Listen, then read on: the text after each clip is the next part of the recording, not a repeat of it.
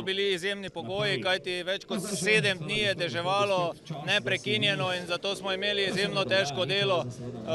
Kazalo je tako, da mogoče sledi tudi celo odpoved dirke, ampak za svojo ekipo, ki je bila fenomenalna, smo uspeli pripraviti progo, uspeli pripraviti vso infrastrukturo in ob tej priložnosti gre zagotovo največja zahvala vsem mojim partnerjem, sodelavcem, vsem, ki ste dodali delček mozaika k tej zgodbi, da smo lahko pripravili takšen spektakel, kot ga imamo danes tukaj. Izjemna udeležba voznikov, 70 voznikov Evropskega prvenstva, mladobudnih fantov v kategoriji 65 in 85 kubikov, vsi željni zmage, tako da to so bodoči prvaki, ki jih bomo kasneje lahko gledali v kategoriji, ki je danes vozita Jan Pancar in Tim Gajser, tako da izjemno pomembna dirka